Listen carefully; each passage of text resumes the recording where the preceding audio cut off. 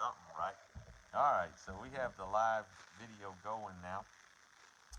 In Psalm 33 and verse number 12, the Bible says, "Blessed is the nation whose God is the Lord, and the people whom he hath chosen for his own inheritance."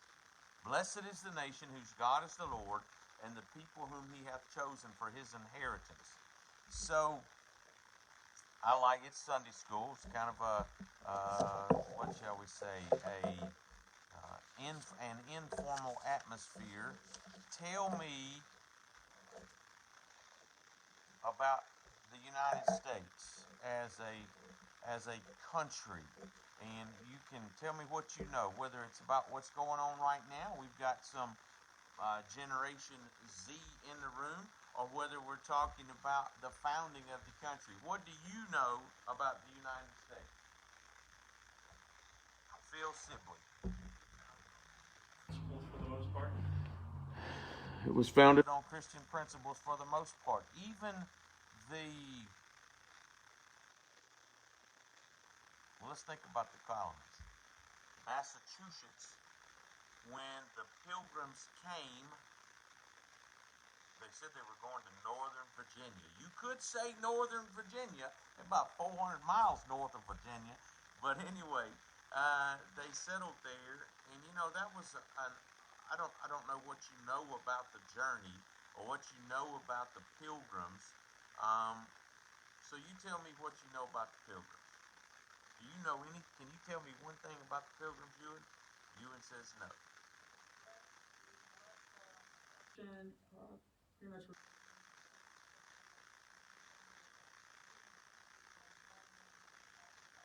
Instead, when it did not make it, they reboarded.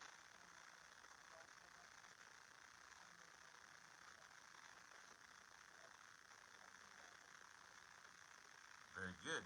Do we know why they were persecuted? She mentioned religion. They were in England, which we think of today as having religious freedom. So why were they persecuted? Well, they had a state church. The king had a state church, and the state church in England, the Anglican Church, the Church of England. Some people get these confused, but that's the same church, okay? Anglican is just another word for English, all right? It's another pronunciation, another spelling of the word English. The English church, when was the English church founded? Let me rephrase the question to make it easier for you to answer. What king founded the English church and why? It's considered part of the Reformation, but to be perfectly frank, it is the least biblical of the churches that we would say were part of the Reformation. Henry VIII. What's he known for? What'd you say, wife? He had a bunch of wives because he was determined that it was the wife's fault that he was not having a son. He was divorced a couple of times. The Pope said, "No more divorces for you, friend. You don't have a biblical ground." And so he said, "That's fine. I'll start my own stinking church." And that's how the Church of England, or the Anglican Church, came to be. But in churches, in countries where there, historically, at least at that point in history, in countries where there was a state church, whether it be a Reformed church, a church that came out of the Catholic Church, a Protestant church. That's the word Protestant means protested. There are two German churches in town that I know of. One is just over the hill here, and it says, if you go by there, you can pick out, it may be in German, but you can pick out the word Protestant. And then on the other end of town, there's the Catholic Church. And so Martin Luther is kind of associated with the Reformation here in Germany. Calvin was in Switzerland, I think. I don't remember where Zwingli was. But Henry VIII, when he started his church, true enough, they left the Catholic Church. And the next couple of kings there, it's kind of like England was Catholic, England was Protestant. England was Catholic, England was Protestant. They had Bloody Mary, and they called her Bloody Mary because she pretty much executed anybody that was Protestant. Okay, and but Bloody Mary, you had in Scotland, you had a man named John Knox. Bloody Mary said that she was more afraid of the preaching of John Knox than of an army. Okay, so these preachers. I'm going to give you one more rabbit trail, and we're going to try to get back to the United States here in a minute, but I'm trying to give you a heads up on the Pilgrims.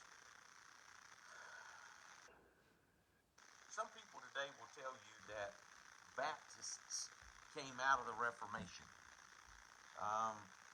Spurgeon was far closer to the Reformation than we are, and yet he was still quite removed from it. He lived in the 1800s. The Reformation was in the 1500s. We live in the 2000s. So we're quite a bit removed from it. But Spurgeon said that the Baptists were not Protestants, for we were never part of the Catholic Church. Okay? Now, let's back up to 1500s. You had, Martin Luther nailed 95 theses to the door. What is a thesis? Well, a thesis. Theses is plural of thesis. What is a thesis? A thesis is what you think. It's the main, if you write a paper, you have to have a thesis statement, right? What's the paper about, at least in education? So the protocol of the day was, if you had a question about something, you nailed it to the door of the church, and then all of the priests would get together and they would discuss this thesis that you have to determine if it was right or wrong. Well, Martin Luther had 95 such ideas. And that's, he did not leave the Catholic Church willingly, but that was in the 1500s. And about the time of Martin Luther, there was a Catholic cardinal. Okay? So, some people in the room are familiar with Catholic Church, probably much more than I, but just in a layman's glance at the Catholic Church, the hierarchy is priests, bishops, cardinals, pope. Okay? There's some other things. They actually have an office of a deacon, which is a little different than what we have as a deacon. And of course, they have the nuns and so forth. And I'm not sure where they fit in the mix. But that's the rough. So cardinal, he answers to the pope. Okay? The bishop answers to the cardinal. The priest answers to the bishop. This is the way the hierarchy goes. So a cardinal said in around, 1530, 1540, right in there, he said, if being willing to die for your faith is proof of who has this is a phrase from Scripture, apostles' doctrine, it can be none other than the Anabaptists. For they have died more numerously and more joyfully than all of the other sects, S-E-C-T-S, combined. Here's what you need to get. These last 1,200 years. So the Catholic Church, most churches want to go back to the times of Christ, but in reality, the Catholic Church started with Constantine in about 300. So when he said these last 1,200 years, those are all the records that the Catholic Church had. And so during what we call the Dark Ages, the Reformation is kind of the end of what we call the Dark Ages. From 500 to 1500, we call it the Dark Ages. Most people were not educated except for the priest. The priest was probably the most educated man in any town, village, whatever. So we call it the Dark Ages because there wasn't a tremendous amount of knowledge. But during the Dark Ages, this cardinal gives witness that the Baptists had always existed. Okay? John T. Christian wrote a 2-volume set called The History of the Baptists, and he said you could leave the boot of Sicily and walk to Denmark during the Dark Ages and stay with a like-minded Bible believer, an Anabaptist, all the way. You're talking about what? I realize you can make 30, 40 miles in a day, but most people, if they make a 20-mile day, that's a good day. So basically, there would be somebody who believed the Bible the way you and I do in every town or village, from the boot of Italy to Denmark, which is the northern part of Europe. But when you look at the Reformation, what do they, tell me some phrases you know that are associated. They're called the sola, which means only, phrases. What are those sola statements from the Reformation?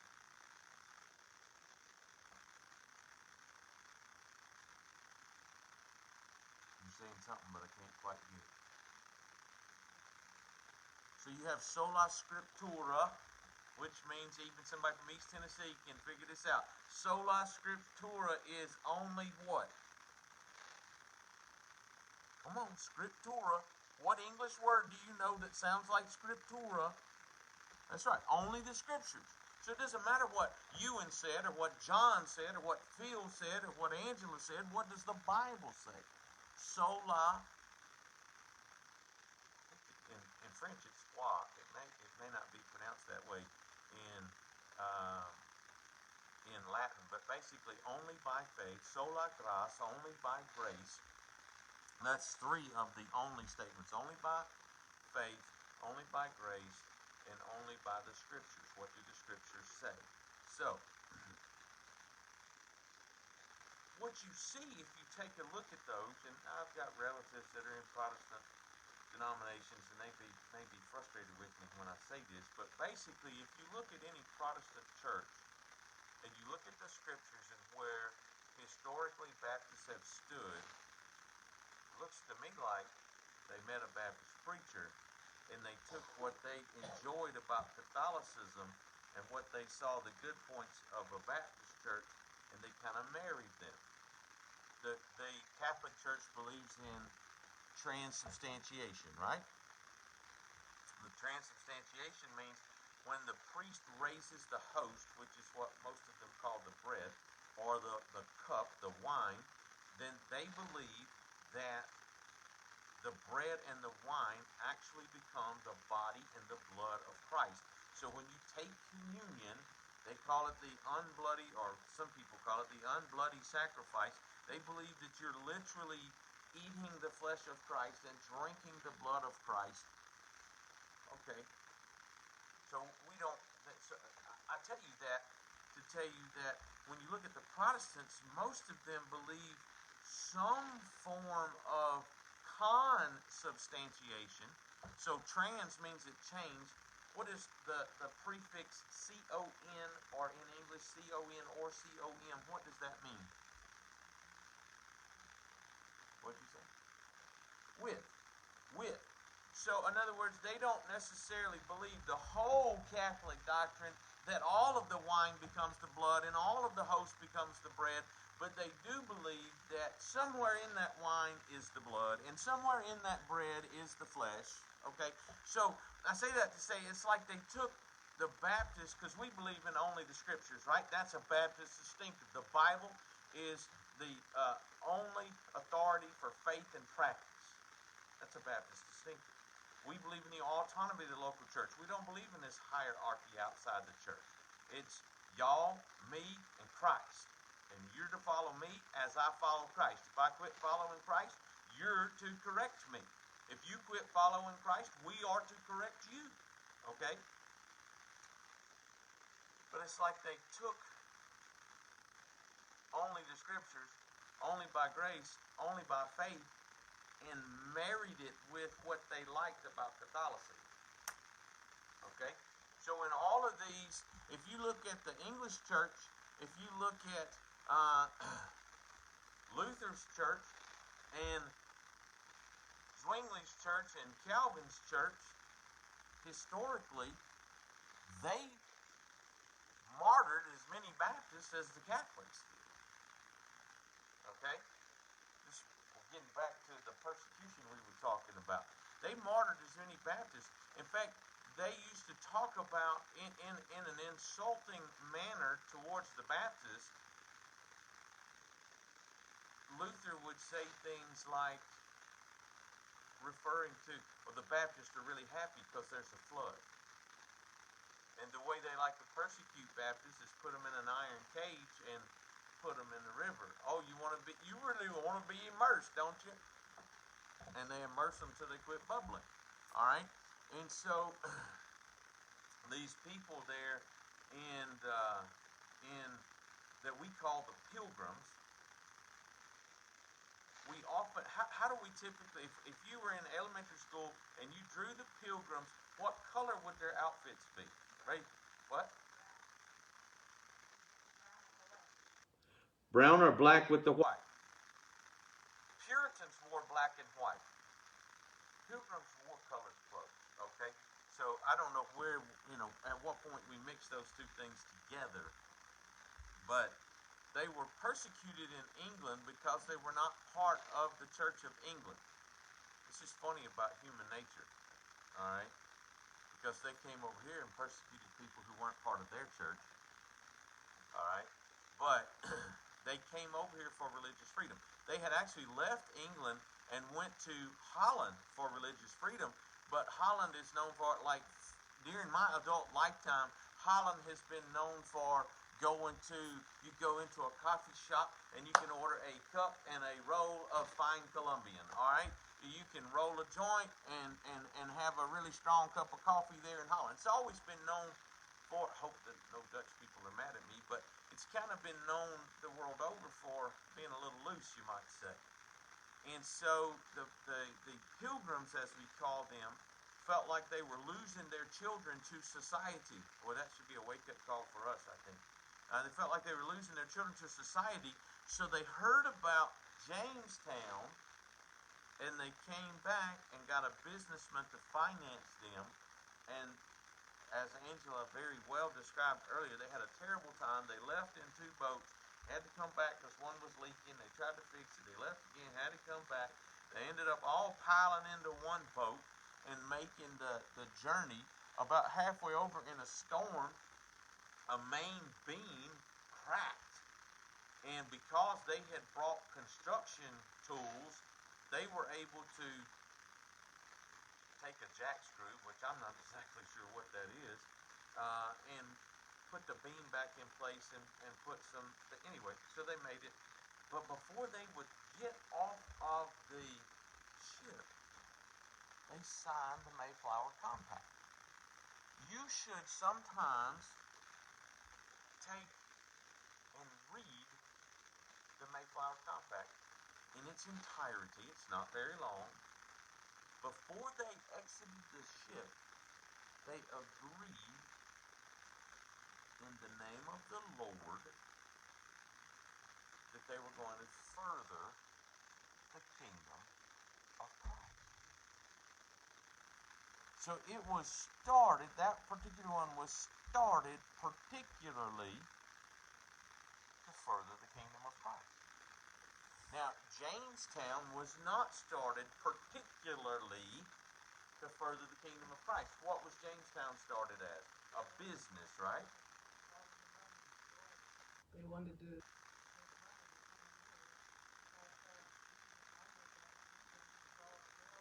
They were all dying. They went to give up, and by some miraculous thing, they discovered that tobacco. That the Pilgrims came.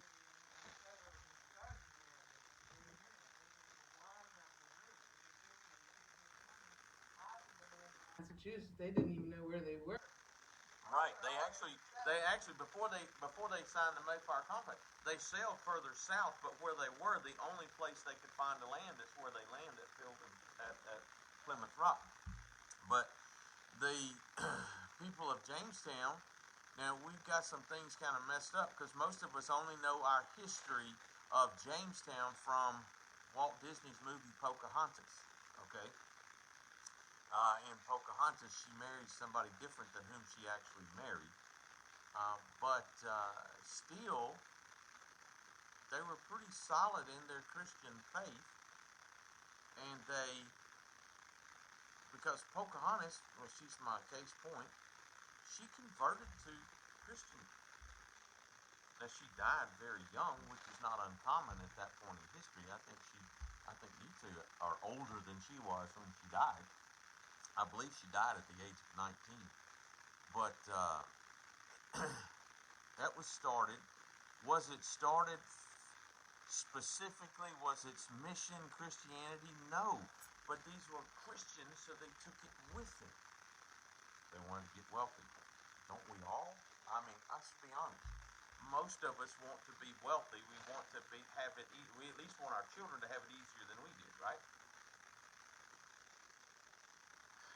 If you look at all 13 colonies, Georgia was started specifically for a Christian purpose. Okay? Everybody know why Georgia was started? Well, it was started by a preacher and a wealthy Englishman. And the wealthy Englishman's name escapes me at the moment, but it'll come to me. George Whitefield was the preacher. And well, if I could think of some streets in northern Georgia, I'd come up with this man's name. But it's escaping me, so let's just roll on with the fact. Basically, the preacher was bothered by the number of orphans in the streets. The man whose name escapes me at the moment was bothered by the number of people in debtor's prison. Now, 20 years ago, 2001, I toured Philadelphia, and we've rewritten history, and we've tried to change the whole founding of the United States. Rather than being founded on Judeo-Christian ethics, the person there at where the Liberty Bell is said that most Americans had a pea burned into their hand because they were prisoners. No, she's confused. That was, what country was that? Australia. Australia was a prison colony. The United States had one colony that was founded to get people out of prison, but not just anybody. The deal is, if something goes wrong, you get sick, you lose your job, you can't pay your bills. The situation at the time in England was you go to debtor's prison. But when you're in debtor's prison, you can't work, and so you're just there's no getting out. And so, I'm looking at a statue of the guy, and I can't come up with his name. They presented the king with this plan to start an orphanage in Georgia, get the orphans off the street, and to start a debtor's colony. Hey, they're never going to pay back the money that they owe if they stay in prison. Let's take them over here and give them a grant of land and let them earn the money to pay off the debt. Started by a preacher and this wealthy Englishman to get people out. All the rest of them, huh? The other colonies, well, what is special about Pennsylvania? There's an oil from Pennsylvania. What is it called? Starts with Q. Quaker State. That's where the first, if you don't know this, the first oil well was in Pennsylvania. All right? The Quaker State. What are Quakers? Quakers are roughly Christian. But they became, as time goes on, I can't tell you exactly where they stood in the days of the founding of the country. But I know William Penn started it, thus it is Pennsylvania. And there were Moravians and Quakers, and Quakers were pacifists in that they didn't believe in, there's an old joke about a cow kicking the Quaker who is milking her, and he said, "Thou knowest I am a Quaker, and I can't not strike thee. Please don't kick me again." He goes back, she kicks him again. The third time she kicks him, he has the third conversation with him. He said, "Thou knowest that I am a Quaker, and I can't not strike thee. Thou knowest not I have a Baptist friend down the road to whom I can sell thee." All right?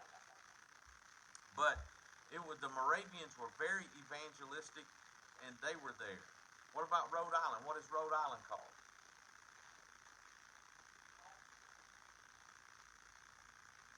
It was not Dalton, but that is a name in history.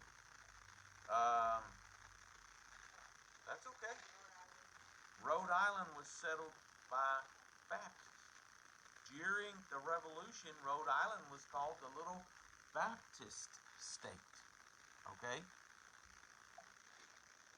Man was kicked out of Massachusetts because he wasn't of their denomination, and he went back to England and got a authorization, what did they call it? A charter, and started Rhode Island. Rhode Island and Pennsylvania were the first two states where there was religious freedom. We're Baptists in Rhode Island. We're going to preach Baptist doctrine. We're going to preach the Bible from cover to cover, but we're not going to force you to be here. We're not going to force you to come to church. That is, in fact, a man named Obadiah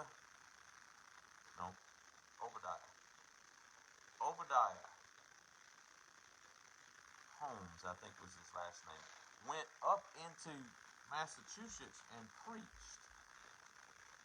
And this was during the colonial days before we were a country. And there was actually 3 of them who left and went up there to preach. And all 3 were arrested, and of course their friends paid their fines, but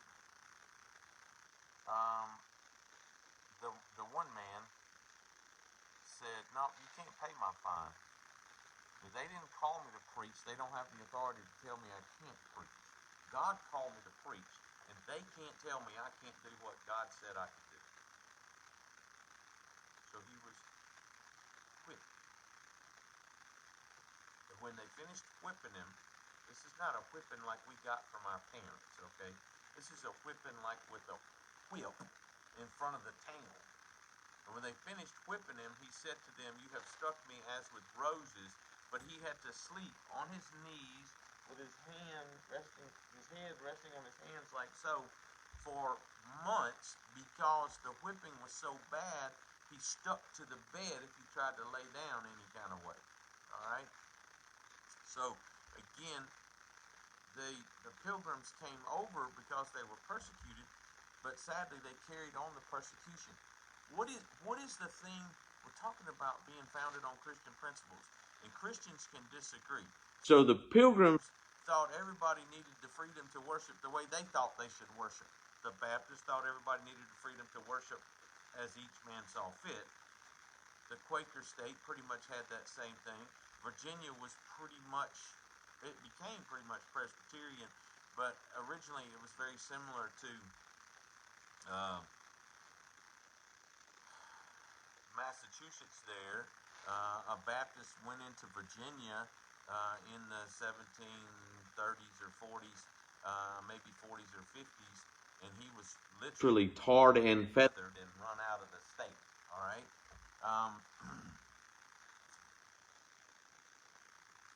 He wasn't their form of Christianity.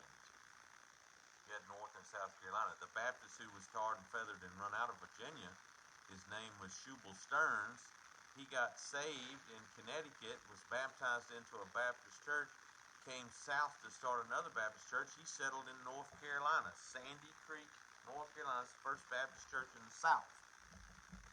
There were no Baptist churches in the South at that point. The only Baptist churches were somewhere close to Rhode Island. No Baptist churches in the South. Shubal Stearns started the first one. But within 100 years of his death, Baptists were the most numerous people from the seaboard to Mississippi and from Kentucky to Florida. God really used it. What brought all these different forms of Christianity together, whereas these people couldn't, at the beginning, when all these colonies were founded, these people couldn't comfortably go into this state to preach or vice versa, this colony to preach or vice versa. What brought all them together? I'm trying to teach you, blessed is the nation whose God is the Lord. What brought them together as one? Negative. Good guess, but you're wrong. What? But it was before that brought them together. The first thing that brought them together was George Whitefield. The guy who helped found Georgia was an evangelist. He was a Methodist evangelist. He wasn't Baptist. But he preached all up and down the seaboard. And just like in England, he separated basically like Luther left the Catholic Church, but he didn't really leave the Catholic Church. They kind of booted him out eventually. Whitefield and Wesley were still officially part of the Anglican Church, but they were much more evangelistic.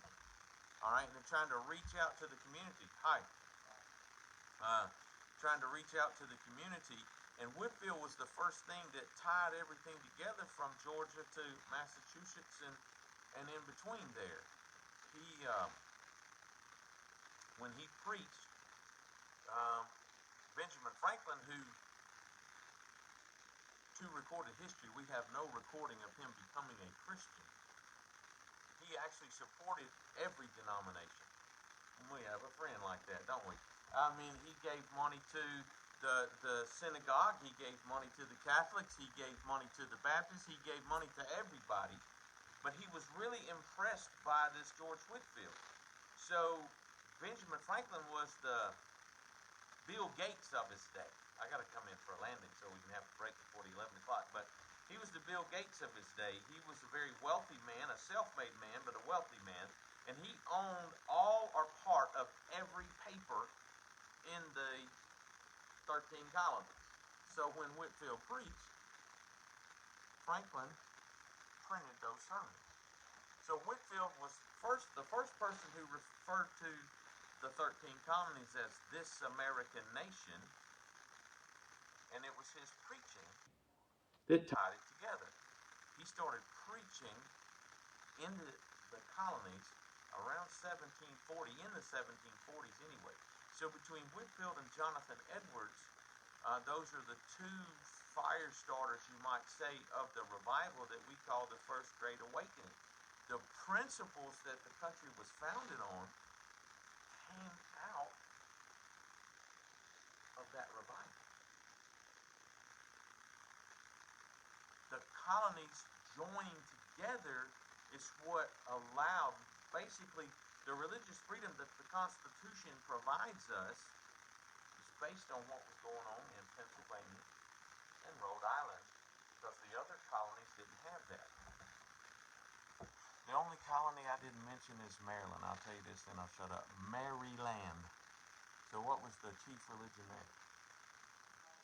Catholicism. All right? So it was mainly a Catholic state, and then you had other states for various forms of Protestant other than Pennsylvania, which was Quaker and mostly Quaker. But there were Jewish synagogues, all sorts of things there, because like the Baptists, they believed in religious freedom. Anyway, I'm going to shut up. Any questions? Logan, would you close this in